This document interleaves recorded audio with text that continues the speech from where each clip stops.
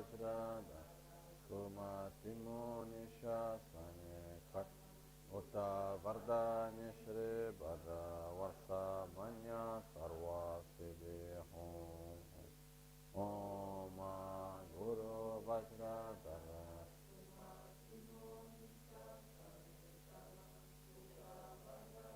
Shri Bhadra Varsa Manya Sarva Siddhi Om.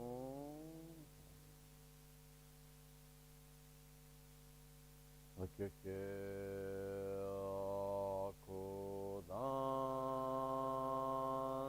Akudandagi Lo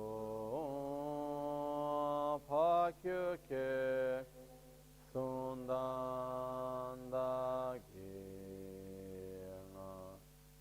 Pakeke Tudandagi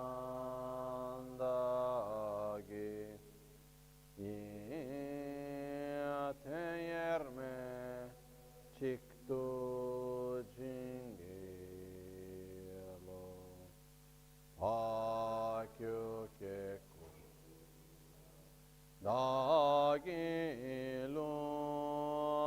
Pakyu Kesunda Dagina Pakyu Keku Dagi Yerme Chitu Jingelo Makyu Keku Luma Makyu Kesuna Dagina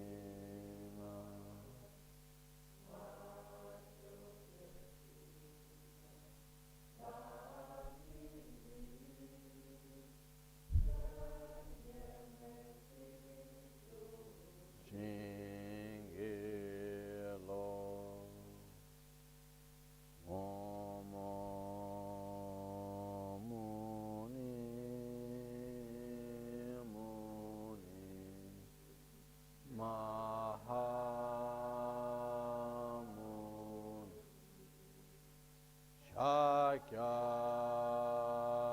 Shakyamuni Swaha Om Muni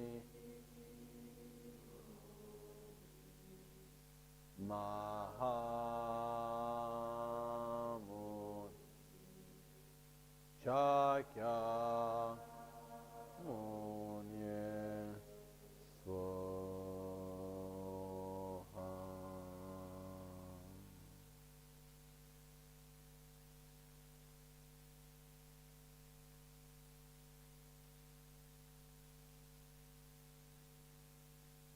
Sangye Chedan Soge Chanamla Chancho Pardo Dani Kyapso Dagi Jinso Give Sonam Drola Pinchra Sangye Druparach Sangye Chedan Soge Chanamla Chancho Pardo Dani Kyapso Dagi Chishe Give Sonam Drola Pinchra Sangye Druparach Sangye Chedan Soge Chan Chancho Pardo Dani Kyapso Dagi Chushe Give Sonam Drola Pinchra Sangye Druparach.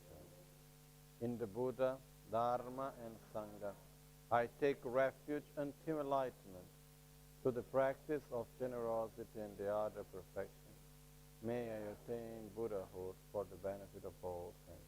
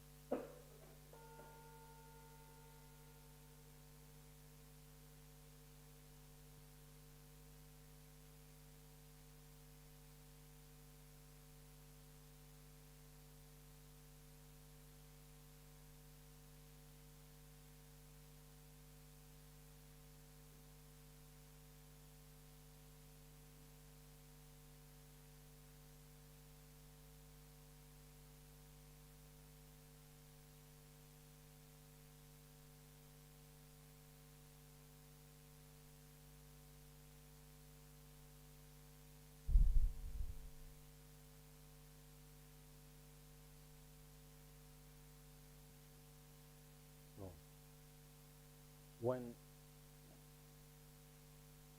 looking at the teachings of Buddha,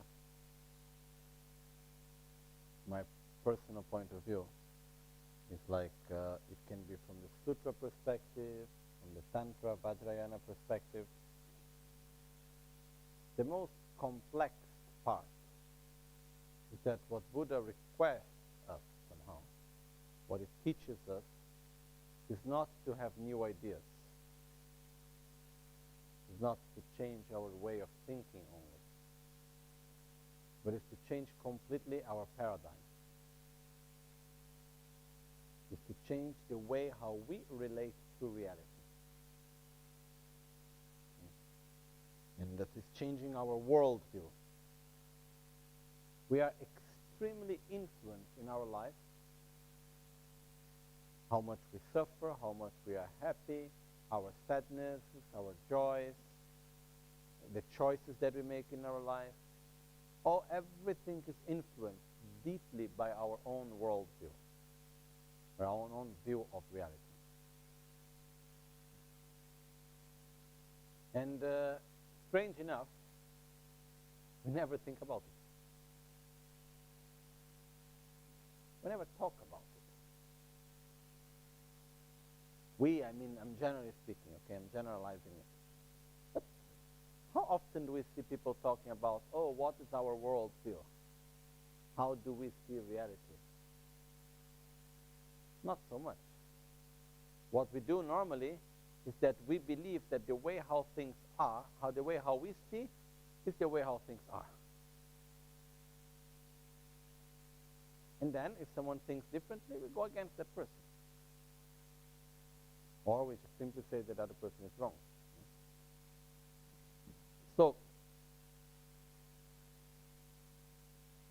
even though we can have very, very different worldviews, and the worldview, is like the very fundamental way how we relate to reality. It changes our goals, it changes many things in our life. And even though that, there are some aspects that goes beyond that. For example, the wish for happiness. The wish to be like the force that we have to avoid suffering. This is something that goes beyond that. So, one question that I think it's very important for all of us to do. Maybe it's not an easy question, we cannot get it. Maybe the question is easy, the answer is not so easy. Is to ask ourselves truly, what do I mean by happiness? What do I want? Because, okay, many things in this life, there is work, there is money, there is family, there is friends, there is relationships, there is the body, there is many things. Okay, fine, but this we already know, nothing new. But why? What is all of this for? Is it a final goal? No? Like the so-called American dream lifestyle? To have a nice house with a nice garden in the front, a backyard, one beautiful dog, a nice husband or a nice wife, with 2 children, a boy and a girl, everybody smiling and happy.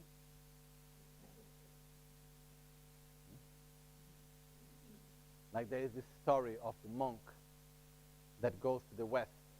Then he goes to the United States and he is welcomed by one family. And then he arrived there first time and he meets this family. Everybody's so nice and the beautiful house. And he's coming from very difficult situations like in Tibet and all of this. And then he look at this, everybody's smiling and so on. And then he thinks, finally I think I really found what is nirvana. This is how it should be. Everything here is everything so perfect. People are so happy, so gentle, everything's smiling. I love you, I care for you, and this and that. Everything's so nice. Then in one moment he says, sorry, I need to go to the toilet. They say, yes, there's the toilet. He goes to the bathroom. And then when he's in the bathroom, he opens the mirror. And then he sees behind many medicines. Medicine for caca, medicine for sleeping, medicine for this, medicine for that, depression and this and that. And he said, now I found where is the problem, no? It looked everything perfect, but actually it's not. But the point that I want to say is that how do we truly relate to all of these things? Okay, it's nice to have a nice partner with whom we can live. Okay, nothing wrong about it. It's nice to have a beautiful house, fine. A nice job, good. An economical, stable situation, wonderful. But is this a goal or is this a tool? It's an important thing. This is a question that is not so obvious. Huh? How do we relate to it? Like, very often, for example, when I see people coming, and because they have a lot of problems with relationships. And some time ago, I was talking to my mom as a psychologist, and she was telling me, look, 95, not to say 99% of the problems that people bring is relationship problems. And she was making me many examples of some patients that basically were like very, very serious cases of terminal ill patients. And the people like with a lot of pain, a lot of problems in front of death, and all of this. And after all, when you imagine, come a person to talk to you that is having like the kidney not working anymore, the liver not working anymore, taking a lot of medicine, doing all types of treatments, very difficult life, a lot of pain, and then what do we think that a person is going to complain about and come to talk about? The sickness and the pain and the difficulties. No. The person is going to come to talk about the husband or the wife and this and that. 99% of the cases, very often, is because of relationship. That's a very serious issue in our society, not in all societies. In our society.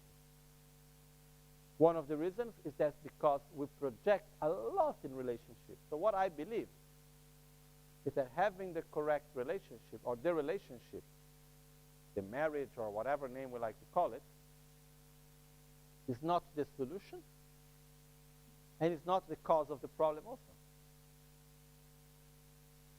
Otherwise, we just keep changing. No, but this is part of the paradigm also. This is part of the worldview we have. We are influenced by Walt Disney. And they lived happily forever and ever. No?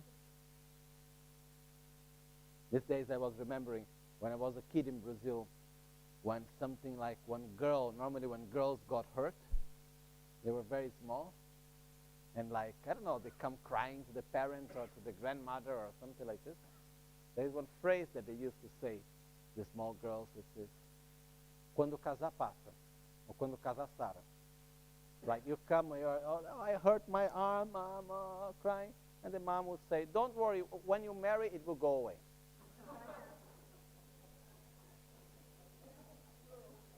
You know? Which is, it is somehow, the point is that does it influences the mind or not? And then when we look, for example, at the, like Walt Disney, all the stories that all the children grow up with. Okay?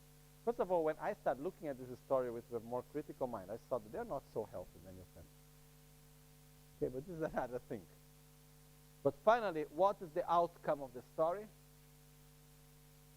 Once there is a marriage, they get together, and then they will be happy forever and ever. That's that. The problem is that they never show the next part of the film, no? Okay? A few years later, what happened? But the point that I want to bring is that this is all connected to our worldview. And that we see relationships as a goal and not as a tool.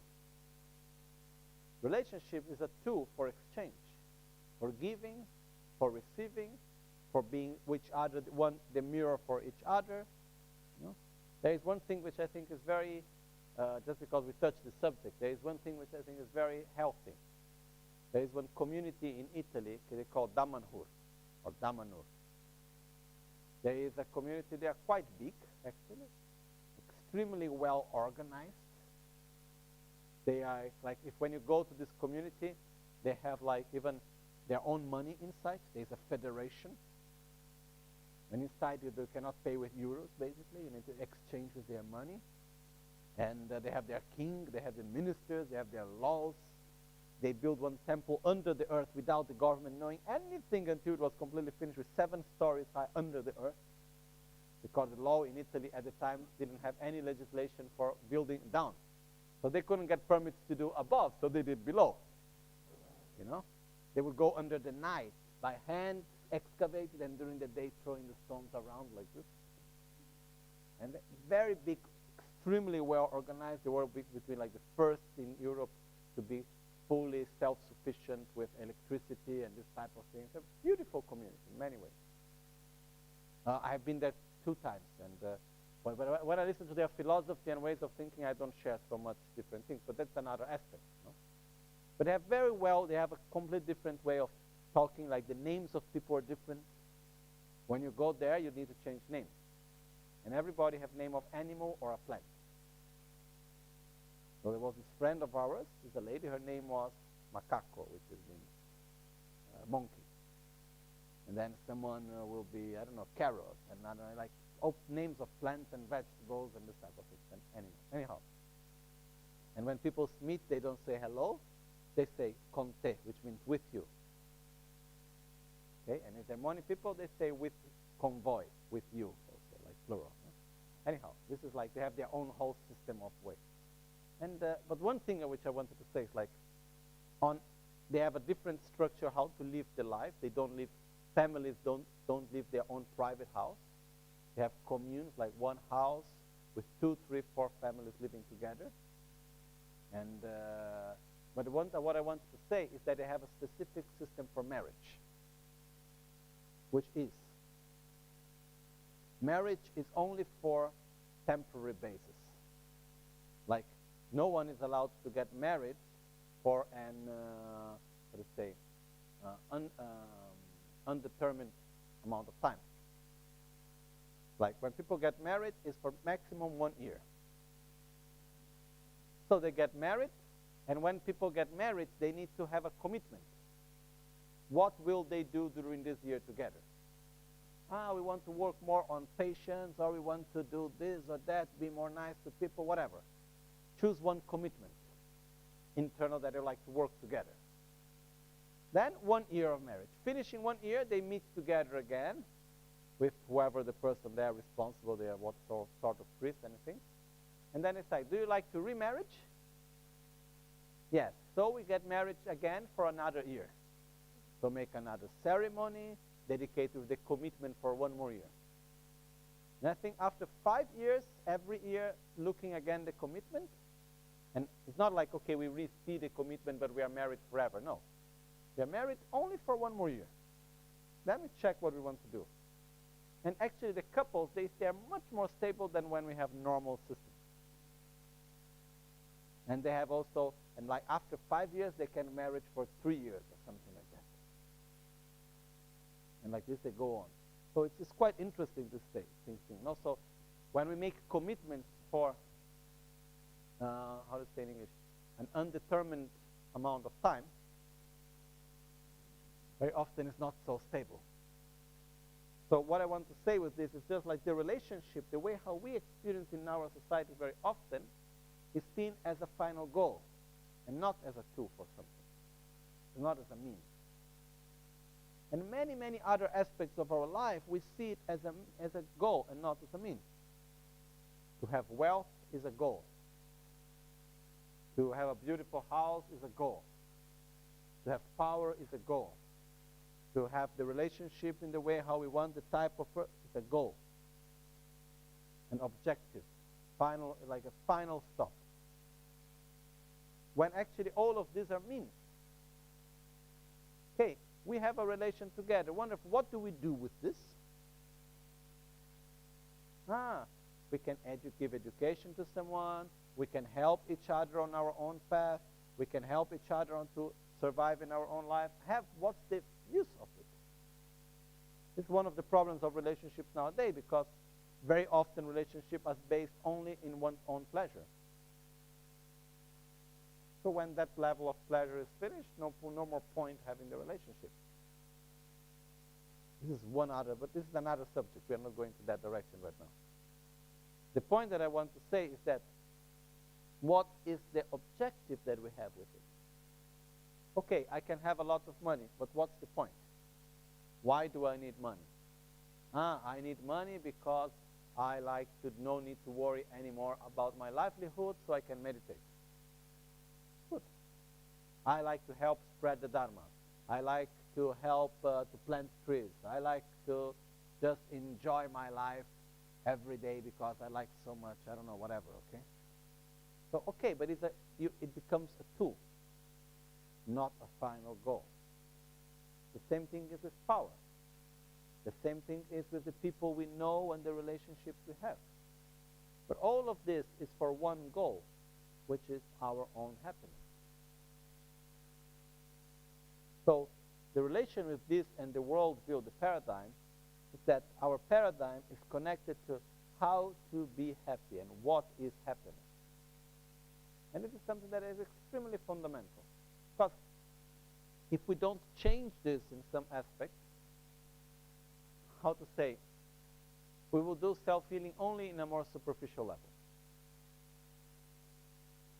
Because if I am still in the paradigm that my happiness is based on my financial and the relationship way and all of this, then we do self-healing. Why? Because we want to feel better. Okay, nice, it helps, wonderful, but that's not the real objective of it. Okay? And then here, there is one main difference of paradigm that I heard one time, this distinction in one video, and it really opened my mind to help to understand better, which is the difference, the strong difference between East and West. Nowadays, not all East is like this, but there is one paradigm, one way of seeing reality that is a linear way of seeing life, in which we see our life like a line, in a linear way, which means there is point A, that is birth, there is point B, that is death, and who knows, there can be a point C, heaven or hell. Okay? This is how most of us see life, right? Around us, reality is like this. It's in a linear way. We are born just once. And this life is only once, and then we need to do the best. So when you have a linear view, what's the most important thing as we walk through this line? What we do, what we make. And you can see very clearly who are the role models in our society. Are people that have fame, that make money, that create things, that make things mostly. Okay? Then we have the Eastern view, of which Buddhism is part of. So even to understand the practice of self-healing well, it's important to understand this mentality. The way of the East, not the whole East, but like Buddhism is part of this, is not seeing life in a linear way, but seeing life in a circular way. So there is point A, which is birth. There is point B, which is death. But point A and point B, they meet. And what happened after death? There is birth. And after birth, there is death. And after death, there is birth again. So it's one continuous cycle. So, it's like, imagine we go in from that door and we get out from that other door. Okay? But we go in only once. What is the important thing? What we do before we get out. Here. Okay? If we go in, if we enter from that door, and then we get out from the other door, but when we get out from the other door, very soon we are in again from the same door again. And then we walk, and then we get out, and then very soon we are back again at the same door. What is the important thing? Not what we do, because we have thousands and infinite opportunities to do it again. The important thing is what we become. So it's two different paradigms, linear and circular. In a circular paradigm, we have infinite opportunities to do and repeat things many times. But every time that we repeat, something is changing inside of us. So the important thing when we do something is not what we are doing, but what we are becoming by that. It's such a different approach. Like in our modern way of life, Western way of life, it doesn't matter if we become sick, stressed, and so on. The important thing is that we get our money, we become famous, we do everything that we want. Even we can see, I know many people that are very famous, and they make a life like hell. Constantly stressed up. Why? Because they need to keep the fame and do all of this and so on. What's the point of doing all of this and by the end of it becoming not healthy and not good? Mentally, physically. So the question is, when we do something, the main question is not what am I doing, but what am I becoming by doing that? There's a complete different way of thinking. Our society is task-oriented. Do this, do that, realize this, realize that. Nobody's asking you, what are you becoming after that? Normally when you do a job, people ask you, what are you doing? Not how this influences your life. That doesn't matter so much, actually. It's what mostly matters, but the way how we see things. So, the question is, linear or circular? Are two different ways of seeing reality. One way is that we live but only once, and the other way is that we live so many times. In a circular way of living is, okay, this life, you got married and it didn't go well, don't worry, there is always the next. This life, you didn't get married, no problem, there is the next life to do it again. You wanted to be a doctor and you ended up a lawyer, no problem, try the next time, next life. This life you are a man and you wanted to be a woman, there is always next life to try again. Okay, something I wanted to do, I couldn't do, fine, next life you try again. You have infinite, if next life doesn't work, there's many other lives to come still. The question is, when I die, am I a better person than the one that was born or not?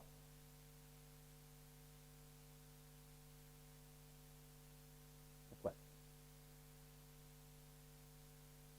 Because as I go from life to life, I transform myself. If we think in one life perspective, every experience that I have, every job, every relationship, every place we go, every experience we have, the question is not what have I done.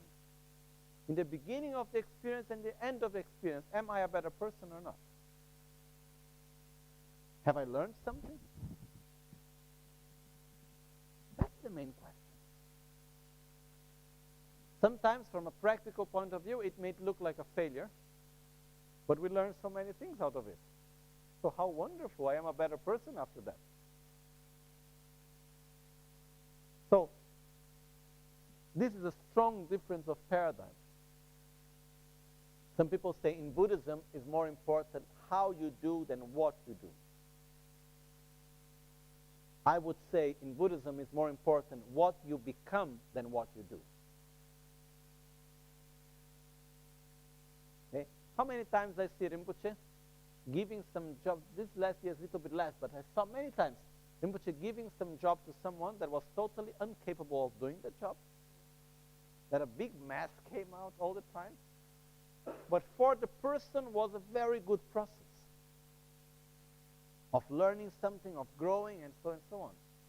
And the important thing for him is the result afterwards, or that the person is growing through that. It's not if the work is well done or not. Because the objective is the things that we do, they begin, they start, and they end. They go. We do something, we build up, we give a nice speech, we meet nice people, we get recognition, we do something nice, and then after, so what? We die alone.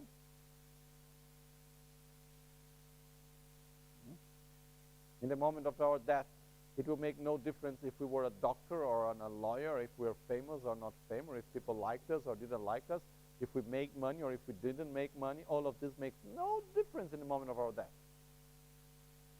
If we are Buddhists or if we are Christians or if we are this or that, it makes no difference in the moment of our death. I was talking to one friend this last time in Nepal, and I was saying, look, when we die, it's not that in the bardo there is a line with preference for Gelupa. Oh, you Gelupa practitioners this way, please. Don't need to make the line. And then for the Nyingmapa that way, and Christians that way.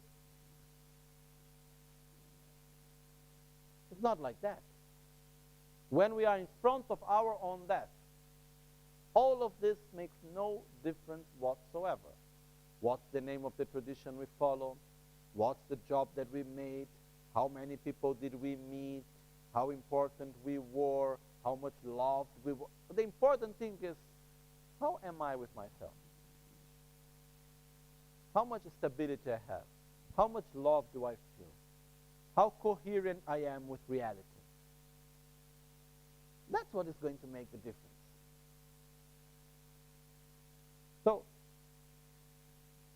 remember, when we do things, it's more important what we become than what we do and how we do. I think it's clear, no? So, in the objective of self-healing, it's within the paradigm in which the important thing, the main goal, is to develop our inner qualities, to abandon our defilements. Self-healing only truly works within the paradigm that is the inner reality that determines the external reality. Otherwise, what's the point of eliminating anger if the anger is the result of other people not being nice to me? If I see that the cause is not in me, but the cause is in others, then I would never put effort to change. It's a change of paradigm. Many people live in the paradigm that they are just a result of the external world. This is something that in self-healing needs to be changed also on the basis. So, understand that happiness is an inner state, not an external condition. All the external things, I have a body, I need to take care of this body. That's normal. I need to relate with people because I am a human being. We human beings relate to each other. Sure, there are some people with whom I relate better, some people with whom I have more connection, less connection. This is normal. Nothing wrong about that. But we need to relate in a nice way with everybody, in the best way as we can. But all of this is part of a process. No? How many times we saw in life of other people and our own that there is a moment where we see a friendship that looks like the most important friendship of the world. One person cannot live without the other. Then suddenly, one is here, other one is there, they don't, or even they're in the same place, they don't talk to each other anymore. I saw it so many times. And something that for a person is the most important thing and suddenly finished, it's not there anymore. Things change. But we continue. Like in the session before today, I made a question, are we the same one as when we were a child? No? Sure, I am the same one. If someone asks you, were you the child that was doing this or that? Yes, it was me. But am I still the same one? No. But the question is, when I was small, the things that I did, they finished. But the experiences that I have and the way how I shaped my mind through my whole childhood and teenage and up to now, does it have any influence in what I am now? Total influence. Every experience I had in the past determines my present. So how we experience things is the important thing. When we look to the past, what was important was not exactly what we did. But how did we experience it? And what was the result of it in our life? That's the most important thing. So, in the present, we come back to the same point, which is, sure, we need to do many things, and that's fine. This is wonderful. That's the society in which we live, that we need to study, work, pay taxes, and live. No, and then one day, if we get lucky, we can have a pension. Then we don't need to work anymore. Okay? As I was saying the other day, nowadays in Italy, the people that were born, I don't know in Holland, but in Italy, the people that were born in my generation, which means in the 80s, they will only get pension by working everything precisely. They start working early and so on, when they will be 76 years old. 76. In Holland is 67. In Italy, a little bit more. No, you are not obliged, but then you have no pension. That's all. Depends what type of job you do. Most of the jobs that you do, you're obliged to participate, actually. Most of the jobs. Only very few jobs you are not obliged to participate. So the point is that we live one whole life like this. That's the system. We are in the system. We work in the system. That's okay. But the question is, this cannot be a final goal. This cannot be our objective of life.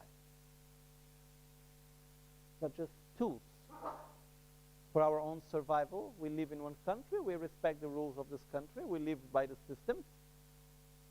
But that's just a method of survival. This is not the main thing in life. The main thing in life is what I become. No, the question that I said before. The minimum that we need to do is that we need to die a better person than was born. That's already quite something, actually. Yeah? It's not that simple. We need to die with less anger or more love and patience. We need to at least have developed our deeper qualities. So we die a better person than the one that was born. So, it's like that when we are born, we have a spontaneous mind that comes from the other life. We call Ketub Gyönten in Tibetan, like unborn qualities. And then we have all the Jorjun Gyönten is like all the qualities that we develop by experience and by knowledge. The constructed mind that we build, that shapes this spontaneous mind. But when we get to the end of the life, the constructed part of the mind is gone, because we lose it when we die. And then there we are once again alone only of the spontaneous mind. And if we put the two together, the one in the moment of death and the one in the moment of birth, I hope the moment of death is a little bit better. We have less anger, more patience, more positive influence, and so on. So, within this paradigm, then we look at self-healing. It's so important. Because life goes by. Every day. Time passes, huh? Today is Sunday. No, today's Saturday. Tomorrow is Sunday. I was just thinking before, I arrived on Monday in Holland. So fast. So many things were done, but time just flies. No? And then when we look, tomorrow is Christmas. No? Okay, if not tomorrow, the day after. Okay? And then, and what happened, and then in the meantime, what we do this and we do that. No. It's like time just pass by, and it's one way it's fine. But the question through all of this is that, what am I building up to keep the awareness on our daily basis, to cultivate our qualities, and to abandon and diminish our defilements? That's the most important thing we can do in this life, for our benefit and for the benefit of others. Because how can I truly help someone if I myself am not okay? No? So, because it's a really, really, really important priority to develop our qualities, to abandon our defilements, self-healing is a very, very, very valid method to familiarize ourselves with this process. So, this is one of the reasons why we need to do it. No, today we were talking the 6 syllables that represent our potential, then the symbols is potential growth, the Buddha builds our qualities to their maximum potential. We are like recognizing ourselves within our qualities. But doing once is not enough. We need to do it again and again. So this is one of the importance of our spiritual practice within our daily life. Otherwise, life goes by so fast. And we do many things, but finally, what did we become? That's the question I like to bring. Okay?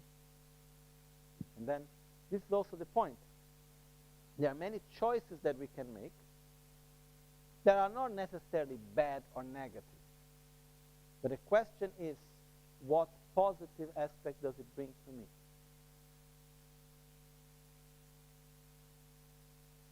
If there is none, then better use our time and our energy in a different way. Simple as that. Like, if we just do something just for doing it, just like for, how do we say in English? Killing time. I was looking for exactly that term. It's just for killing time, just for making the life to pass by. We do a lot of that, no? Very often, people. I mean people. Like, okay, just make life pass by one thing, another. Okay, if we want to live like that, fine. Everyone is free to do whatever he wants. Just need to cope with the consequences of your choices. But the point is that I believe it's truly important to change our paradigm and understand that we live in a cyclic existence, even within one lifetime. Things repeat. Just observe listening to people that we know since long time. They come with the same complaint always, year after year. Most of the time. The problems of the mind, the difficulties are mostly the same things. Why? Because very often we get trapped within our same mental defilements and we are not able to go beyond it, and we just escape from our fears and our suffering and being busy with many distractions in our daily life. In one way, self-healing is like taking the bull from the horn,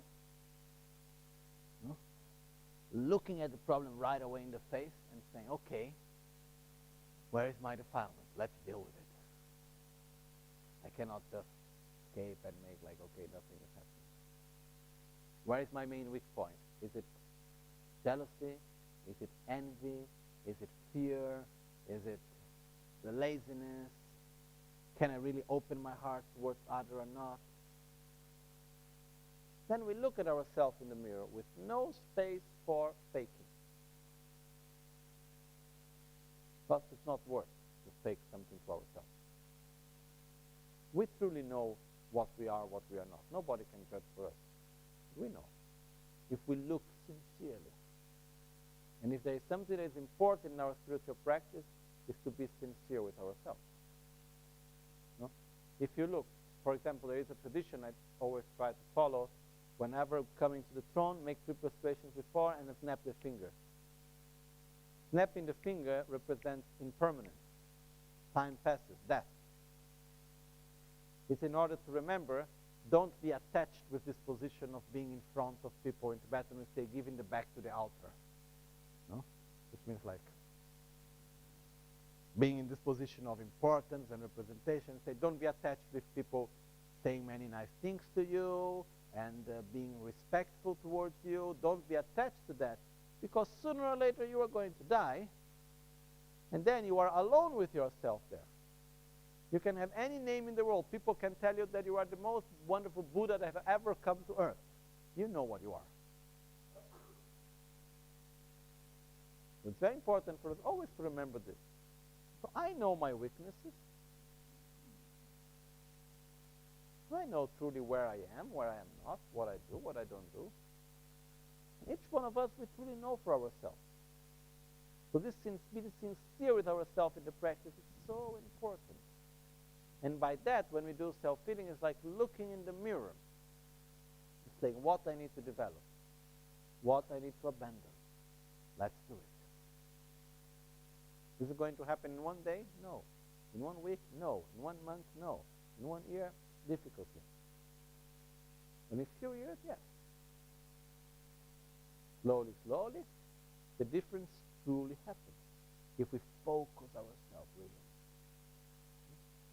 So coming back to the main point, the paradigm in which we live, the world view that we have, if it's linear or if it's circular, makes a big difference. The question, what is happiness, makes a big difference. Happiness for me is an inner state, not an external condition. Having this clarity, it makes a big difference. But it's the inner state that does not depend on external conditions. This is important. Because many people will say happiness is an inner state that you get when you have this and that and that and that. No. Happiness is an inner state that is actually independent of the external conditions. Like the other day I was telling about this monk that he was put in jail in the 60s in India. They thought that he was an Indian spy, a Pakistani spy. And he was so happy when they put him in jail because he could do his retreat. And they were giving him food. And how nice, they give me a place to stay, they give me food every day, I do my meditation.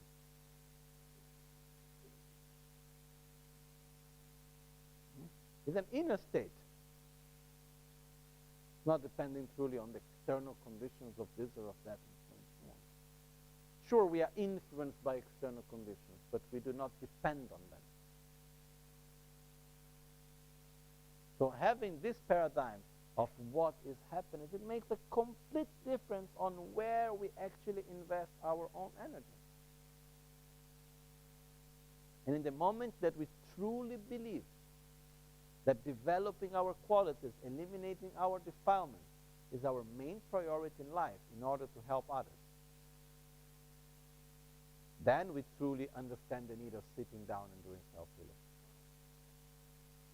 Then we can really feel it. I must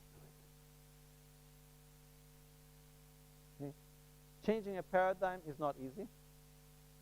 It takes time. We need to repeat to ourselves hundreds and thousands and millions of times. And then slowly, slowly it goes in, slowly, slowly it goes in, slowly, slowly the change happens. When we last expect, when we see, big change have happened inside of us. We are all in the right direction, of course, but I just wanted to point this because otherwise, the technical aspects of self-healing is very simple. How to do the mudras, what to visualize, take the booklet, everything is there. But there are some aspects which are more deep that I really think is important to share. Like this aspect that if we don't change the paradigm in which we live, we will do self-healing in a complete different way. And remember one thing also, the teachings of Buddha, they were taught in a complete different context than the one we live nowadays. Related to worldview even, paradigm of existence. So we listen to the teachings through our own perspective of our own worldview. Okay? That's why we need sometimes to make an extra effort. And one thing that I've seen in myself, which is so nice, is that after maybe 20 years,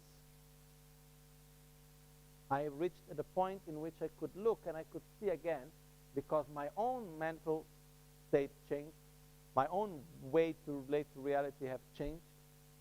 I went back again to see the Four Noble Truths, which are the basis, with a complete different eyes, and listen again with different eyes, and understand it in a different way. Okay? Maybe tomorrow we can share a little bit about this, if we have the time for that, I doubt. But this is one important point, which is really, remember, how do I see happiness? What is happiness for me? And how do I relate to all the things I do in my life? I relate to them as a final goal or as a tool for something else. And this something else is what? Develop our qualities, eliminate our defilements. This is what we need to do. If everything that we do in our life, relationships, work,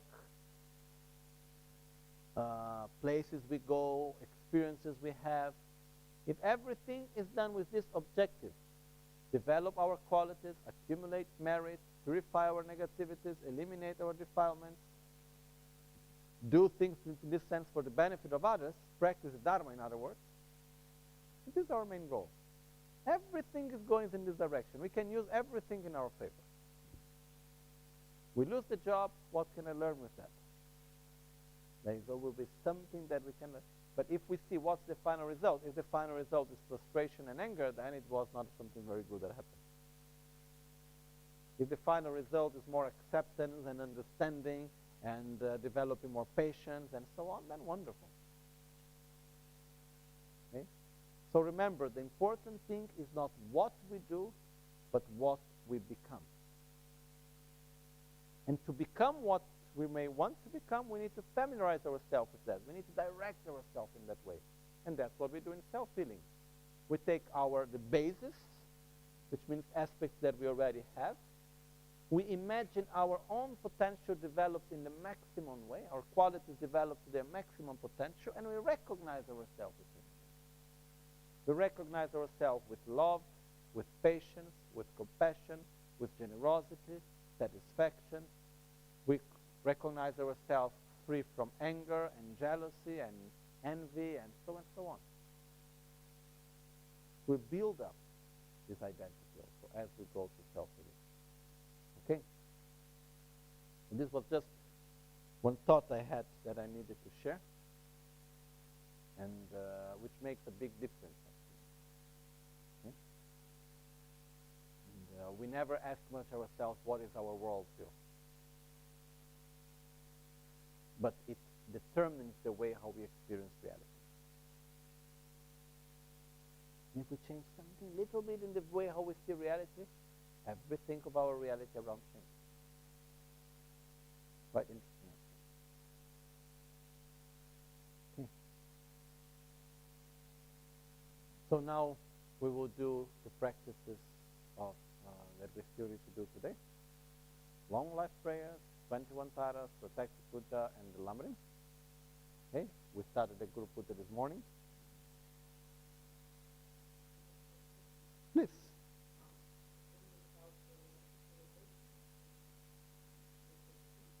Mm-hmm.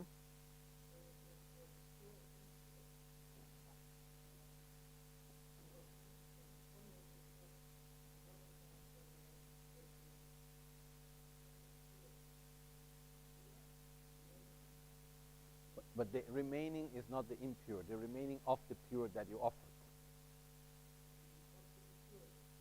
The impure is mainly what you evacuate after, no? The body have this function of taking and dividing naturally what we need and what we don't need. Because we overeat more than what we need, we have other functions also.